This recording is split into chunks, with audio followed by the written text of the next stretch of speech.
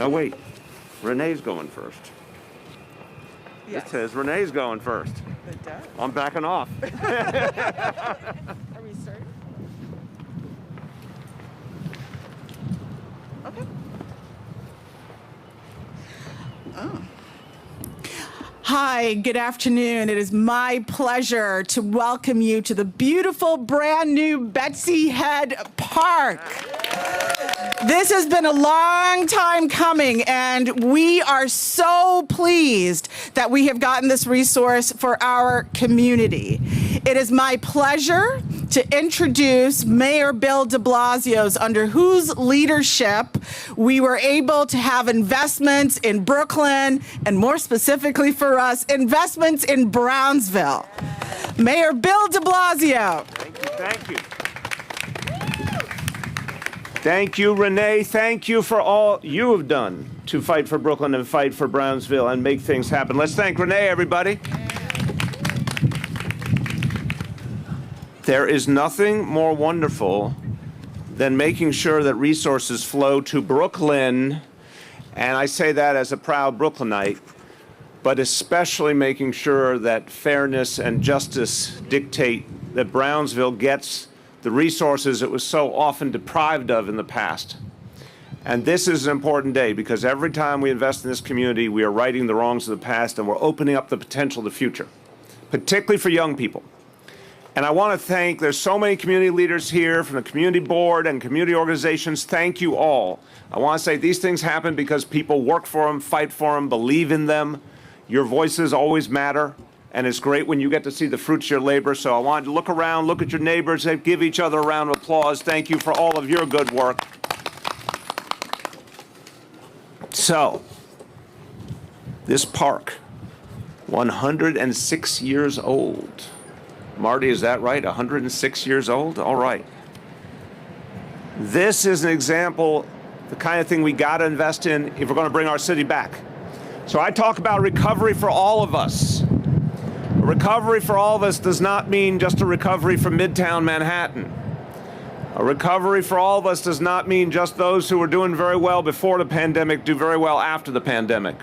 Recovery for all of us means doing things differently. Yes, this whole city, all 5 boroughs, needs to come back. But it is also a transformative moment. Crisis is painful. We've lost people. Families have been going through so much struggle. But it's also a time of transformation and rethinking our priorities, putting our money where our mouth is. So here is an example. The difference that will be made here by actually investing in a community and giving everyone who lives in the community the hope that they can live the lives they deserve to live. So we've already seen a lot of investment here. $7 million for the work that got completed last year, the basketball courts, the new skate park, play area. That's really good. That's already happening. That's good news. But today we celebrate even bigger, better news. Phase 2, $23 million for Brownsville. $23 million that will make an impact for this community. For a beautiful field, for running track, handball courts, everything that people need to really be outdoors and enjoy life, families enjoying time together, kids being healthy and having something positive. That's what this is all about.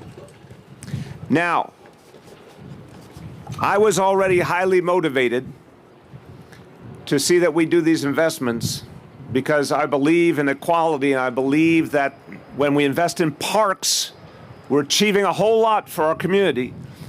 But we knew for a long time that parks investments also did not reflect this whole city. A lot of the most notable investments in parks went to the most famous parks and went to places where there was a lot of privilege already. But a lot of other parts of the 5 boroughs didn't get investment. This is something Mitch Silver and I worked on for a long time with the Anchor Park program, actually investing in community parks, not just the famous name parks, and making a difference. So I already felt a lot of motivation. But if I needed some extra motivation to invest in Brownsville, I got it from my dear friend, colleague for a long time, friend for a long time, my sister and often my conscience, Congressmember Yvette Clarke. And Yvette and I have always seen the world very similarly, and we like to talk about when we were in the city council together, we sat next to each other and we would talk during all the meetings and joke around and make fun of people, and they had to separate us, just like I felt like we were back in school. But Yvette has constantly called me. I want people to know this. I want you to feel this. A lot going on in New York City. I get a lot of calls from a lot of people. I constantly, over these last years, have gotten calls from Yvette Clarke saying, focus on Brownsville, invest in Brownsville, parks, affordable housing, youth programs. She has been focused to the point of obsession, but it's a noble obsession. And so a lot of what we celebrate today is that the Congress member has made this such a focus, and this is one of a number of announcements we will be making in the year 2021 to benefit Brownsville. A lot of the credit goes to your Congress member. I welcome Yvette Clarke.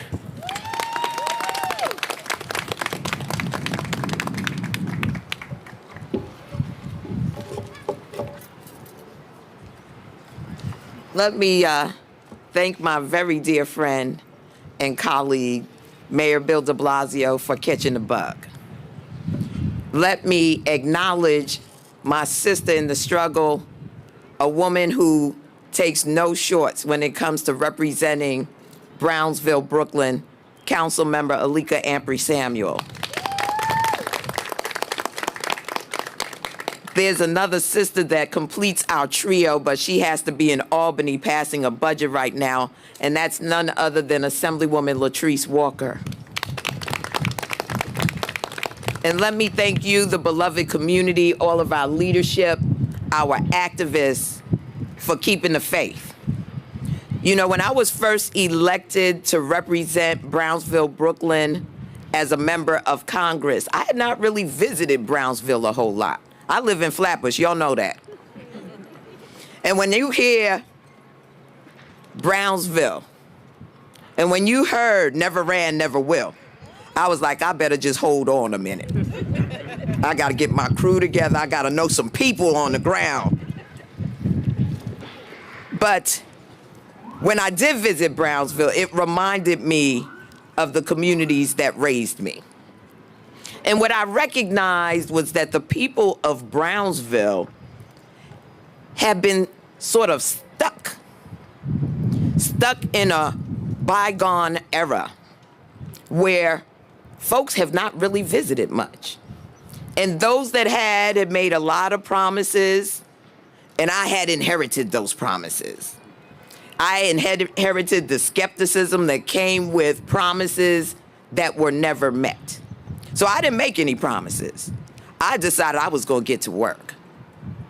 Because I know that every family, every child that lives in this community deserves to live in dignity, deserves to have equity, deserves to be able to stand with their chest out and say, that's right, Brownsville never ran, never will. And it also said to me, as I looked at the 9th District, that this is a community that needs undergirding, that needs support. They have all the talent they need to grow and to flourish. They lack the investment, the commitment. And so Mayor de Blasio is right. He could not look at me without me saying Brownsville, Brownsville, Brownsville. And so today is just really a down payment. This was a project that had been in the making for quite some time. It was a promise. Well, promises kept, because we all kept the faith. Your council member kept the faith. Your mayor kept the faith. I kept the faith. Your assemblywoman kept the faith. And I believe that this is the beginning of Brownsville Renaissance. If you can catch the vision, if you can catch the dream. This community has been hurt on so many different levels. It's time to usher in a period of respite, of therapeutic environments where people can just decompress, where children can be children without the fear of violence, of judgment. And so I am so excited that we're here today. I'm even more excited about what I know the future holds for Brownsville, with those who are truly committed to building community and to making sure that each and every family is touched by the investments that government can make. Now, y'all heard the American Rescue Plan is here. I went to Washington, D.C. I entered the green zone, y'all. The military had to circle the Capitol, put up fences, because there are those who are shocked by us exercising our democratic values, by the recognition that Black Lives Matter. And they feel threatened by that. And Black Lives Matter, I love it. I want to show it. I want us to believe it. I want us to live it. So when I see elite learners and CMS up front, I know that Black Lives Matter. And I know that we need to get behind these organizations that are diffusing violence in our communities. Because we can't say Black Lives Matter and then have gunplay in the streets. The two don't work together. And so there's a lot of building. And this is just material. The building we have to do is repairing the soul. Repairing the soul. And I know that we're ready to lift up our sleeves and get to work. So let me thank Mayor de Blasio, his team. Let me thank Marty and all of those who kept the faith and are keeping the faith with our communities. This is just the very beginning. We have got to prepare ourselves. Millions, if not billions of dollars are going to be flowing throughout the United States of America. We must make sure it does not bypass Brownsville.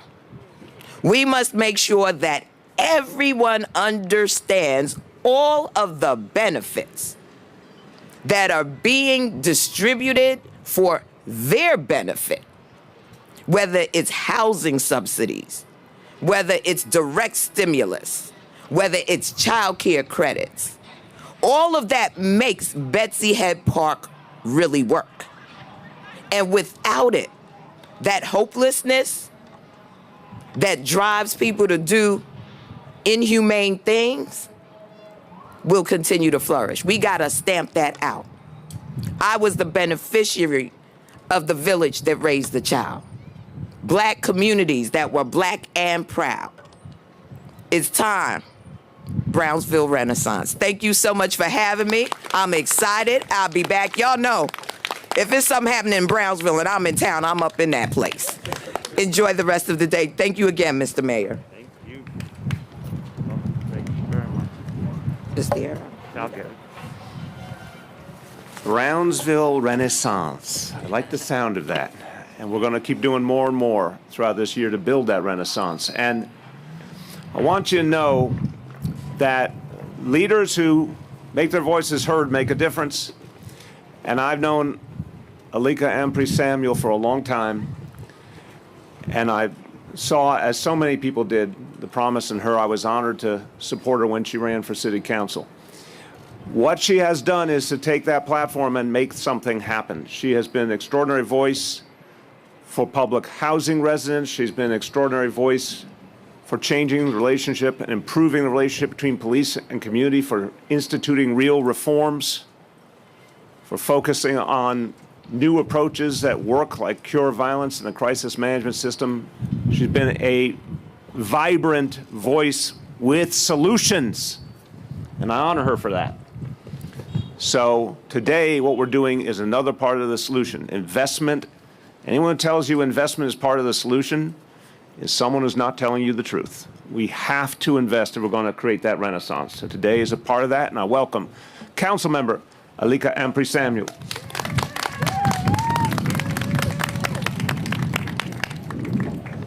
Thank you so much, Mayor de Blasio. You said I'm vibrant. That's pretty funny. I like it. I like it. I have him on speed dial, and sometimes I'm yelling in text messages and calling at midnight on his corners throughout Brown. That's one definition of vibrant. He said that's one definition of vibrance.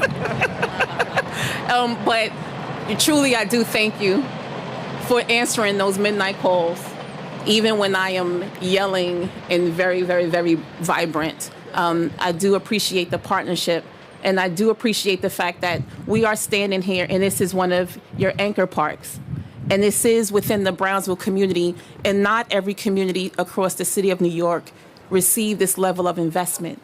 And so it's not something that we take lightly at all. This is not something that your, local elected officials could just pull our little resources together. This is the executive office, the leader of our city, the mayor of New York, saying, no, I am going to put millions and millions of dollars of investment in your community. And so I do thank you for that, and I appreciate that. And I do appreciate your leadership as well, Congresswoman, because sometimes when we need a mediator, right? I'm like, call your friend that you used to sit with next to with the Oh, so I appreciate that. But I also want to recognize the community right now. I see the members of Community Board 16 here, and I know you'll have a voice, but I want to just recognize you because I do remember when we were having, years ago, a lot of the community conversations about what Betsy Head should look like. And we were all gathered in the basement right here in this building where the pool is, with all kinds of papers up against the wall, and we were writing down, our vision for Betsy Head, our vision for Brownsville, and this is what you see today. And so I just want to thank the community for always showing up and believing. The Congresswoman said that we have to, focus on just revitalizing our faith and our spirit, right? In Brownsville, we have a slogan, hope is inside. And we always say that hope is inside means that everything that we need, everything that we can be is already inside of Brownsville.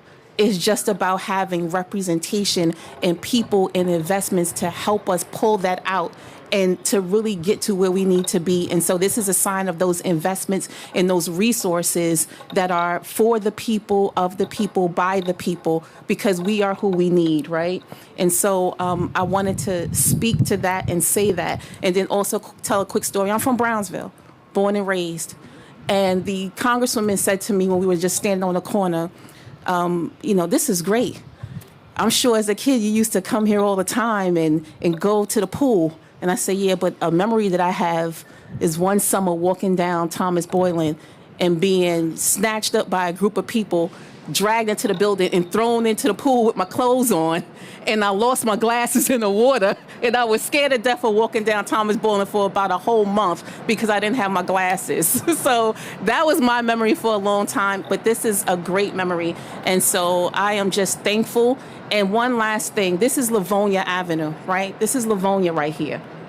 There's so much happening. You see the buildings that are coming up? There's so much happening along our strip. This is a change, and a change for the better. And I'm so excited to be from Brownsville. I am so filled with pride and joy. And I know that today is just a symbol of a better tomorrow. So with that, I thank you and continue to be safe, everyone.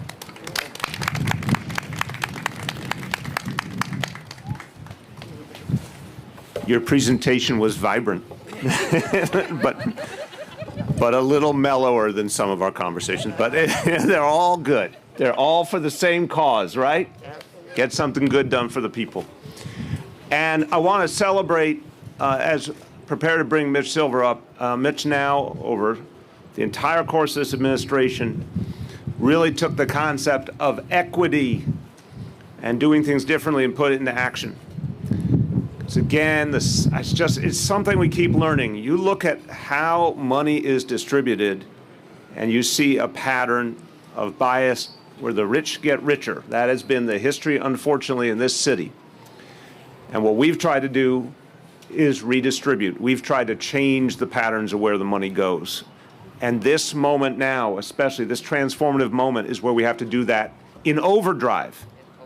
And we can do it in large measure thanks to that incredible stimulus that Yvette Clarke fought for, that's going to give us those tools we haven't always had in the past. But it's about where you focus. So when Mitch Silver became Parks Commissioner, we started thinking about changing the rules. And the whole idea of the anchor parks was to think about what people needed in communities and to send the money where the actual need was. And I know that's been a labor of love for you, Mitch. And Mitch is nearing the end of his time as Parks Commissioner, but he has taken that vision and made it come alive all over the neighborhoods of this city.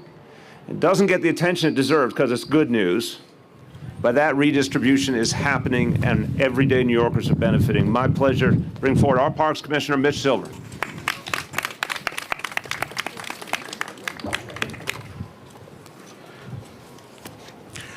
Thank you, Mayor de Blasio. Good afternoon, Brownsville. Good afternoon. I'm so excited to be here to see this transformed public space. Now, some of you live in the neighborhood, you knew what it looked like. This park was neglected for decades. And there are some images of before that are on that wall, and I cannot begin to tell you how overwhelmed I am to see what this space looks like today. It was in November of 2019 that we gathered to break ground at this site, so it gives me great pleasure that all of us can see the fruits of our labor. Starting from that visioning meeting that the council member talked about to ongoing meetings, thank you so much for supporting us.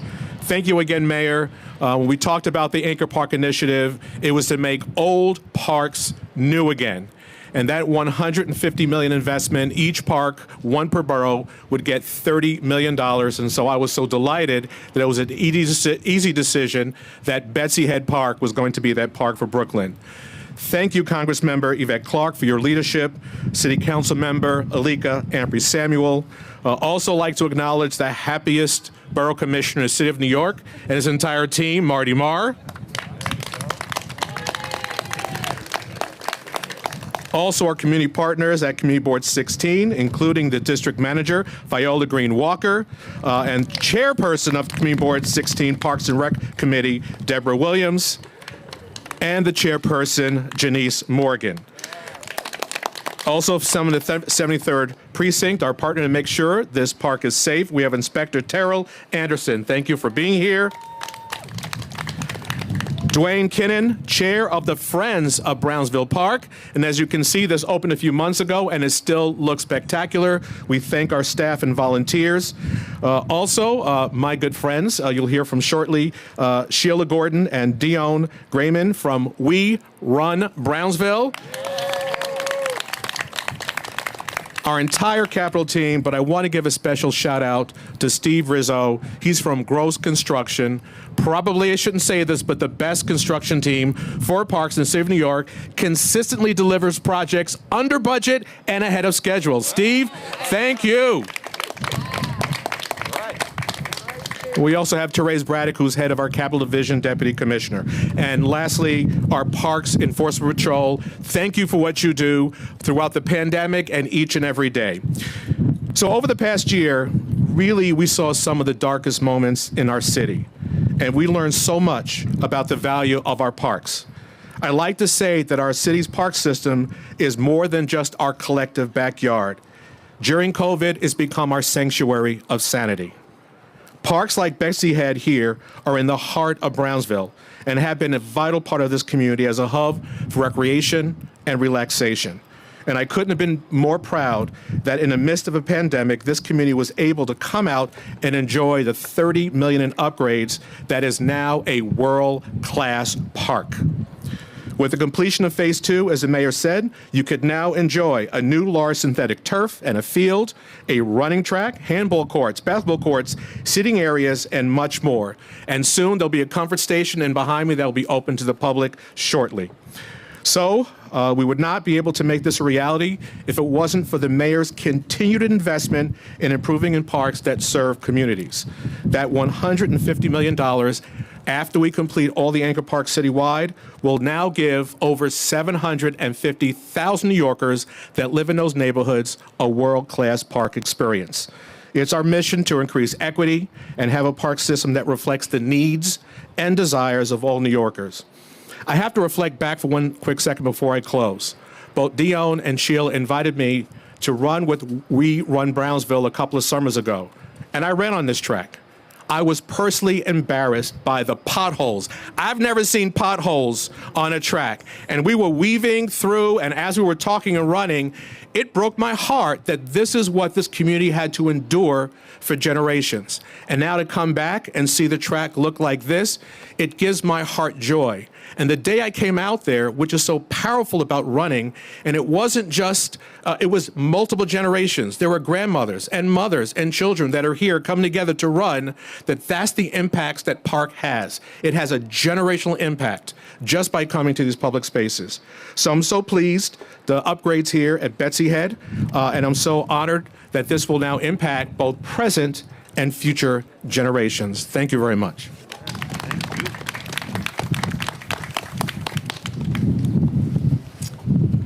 I want to join Mitch in thanking all the folks who keep our parks safe and our community safe. Thanks to everyone, Parks Enforcement for the great work they do. Thanks to members of the NYPD. And thank you to our precinct commander for doing great work on the ground. And special thank you to folks, again, I honor and respect what they do, and I've been trying to spread the word and invest in this movement, and it is going to have more and more to say about the future of this city and a safer future. Our colleagues from the Cure Violence Movement Crisis Management System, thank you for all you do. Let's give them a round of applause, everybody.